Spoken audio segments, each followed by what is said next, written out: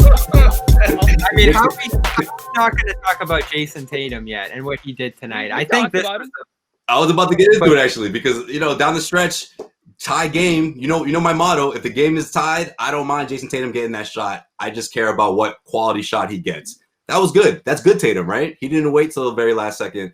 Yeah. Took his time with that one and was patient and got a good look. Yeah, leave a little chance for an offensive rebound right there. If you have 4 seconds left, right. There's actually a possibility of that. That's another thing they didn't do on Friday. They left too few seconds left on the clock, but there was less time there. I mean, his passing just blows me away. 12 assists. When they drafted this guy, did you ever imagine him ever having 12 assists in a game? I mean, this is just mind-blowing, the amount and the speed at which he's become a great playmaker.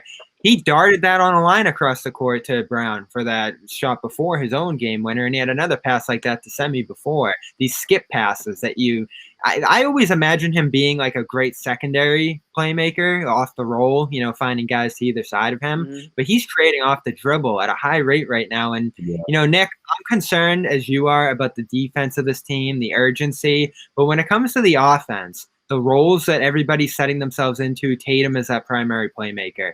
Brown is the secondary scorer. Smart taking less shots. I mean, this has been so quick that they've set into their roles on offense, and it's so smooth on that end. Say what you want about the defense the last couple of nights, but they're getting everything they want on offense. Yeah, but when they're hitting threes, for sure, I would agree with that. I think that when the three ball's off, it doesn't look quite as pretty.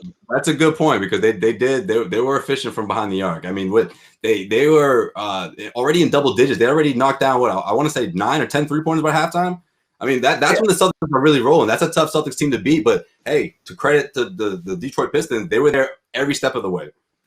Oh yeah, I mean, you talk about, and I think Tristan Thompson said this after practice yesterday. He talked about teams getting up to face the Celtics, and I think we're in the tornado here, so sometimes negativity gets overwhelming. I know you guys are going to all laugh at me.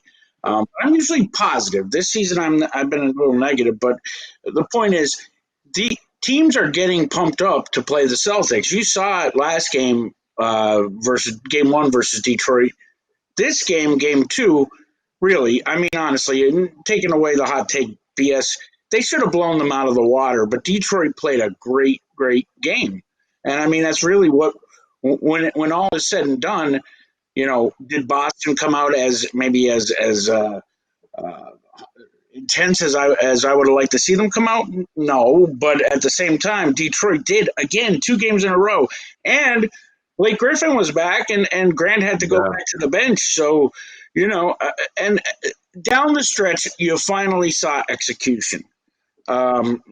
Really, because that Milwaukee shot that Tatum had, that was not even a play. That was just a good winger, if you want, you know what I mean? Tonight you saw execution, which has been lacking, has been uber frustrating early on in this season. Guys, I'm going to back out for a moment to fix this problem. Yeah, take your time. We were just teasing you, man. Take my time. No, it's brutal, man. I mean, I can't believe that it's doing this. So I'll be right back, guys. All right. I mean, you should probably update your iPhone 4. Hey, chat room. While I'm gone, make sure you talk about how wonderful John is.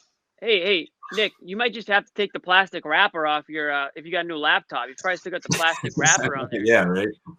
Unbelievable. This is why you can't have a boomer on the show. If you put a boomer on the show, it takes them 45 minutes to figure out the Wi-Fi. Well, it's unfortunate because I was going to get into the whole how LeBron. I was actually going to piggyback over with that era and talk about how LeBron. I'll talk LeBron. I'm not gone yet. Oh, there he is. Oh, okay. God. Oh, God, he's not I was dead. going to get into how LeBron. I think LeBron James, the era that Jayson Tatum grew up watching LeBron James, I think it has a big part to do with this, right? LeBron sort of made it cool to get 12, 13 assists to go with your 40 points, right? Whereas the Jordan era or guys that came before him, it was like, no, just score. Don't worry about everybody else because Jordan showed us that you have to just score.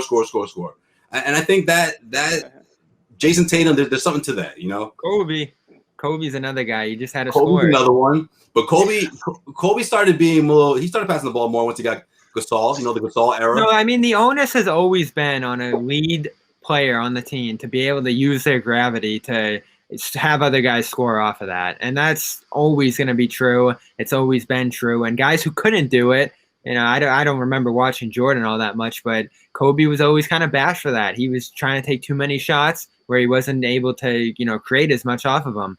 Now, later in his career, he does a better job with that. I'm just so stunned that Tatum in, what are we talking about, year 4 now, is already able to do this at such a high rate. Now, the turnovers are still there, but on a night like tonight, they're down a little bit. And this is going to be, Nick's freaking out. Fans are freaking out. I'm mad about the defense, but look around the league right now. Everybody's 500. Everybody's having weird losses. Yeah. The team's brutally injured. You're missing Kemba. You're missing all these other guys. Yeah. I think it's going to be more beneficial. Say you get through 10, 20 games, you're 500. What Brown and Tatum get out of the stretch through highs and lows is going to make them even better come playoff time. Yeah, I agree with that completely. This is the first time in both their careers where they've really both been in the driver's seat, because you don't have a guy like Kyrie, or you don't have a guy like Kemba, or whoever it was before those, whoever it may be. These guys are clearly, they're the 1-2 guys. They're going to go as far. Your Celtics are going to go as far as they take you, more than ever. So it's great to have them experience this type of role. It's especially at such a young age, and not only experience it, but like live up to it. Like they're excelling in it. Yeah, you can look at the record and say, oh, they're only 4-3, but that's, in my opinion, to no fault of their own. I think they're really outperforming in a lot of games. Certainly Jaylen Brown is outperforming all expectations. Not to say that the expectations were low either.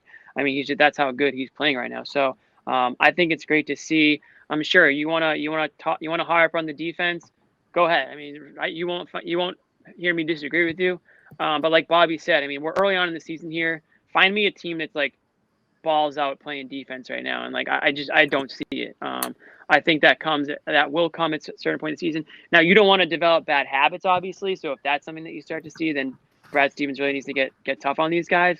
But right now, it's nothing that I'm like hitting the panic button about. I want to see them be able to score. That's what I would be panicked about if I'm a Celtics fan, not the defense. I'd be more concerned who's scoring for you, because Jayson Tatum and Jaylen Brown are doing it right now, but they can't keep up. Jaylen Brown, as good as he's playing, can you expect him to keep up this pace all season? I certainly can't. So you're going to need other guys to start stepping up here, whether it's coming off the bench or whether it's one of the big guys.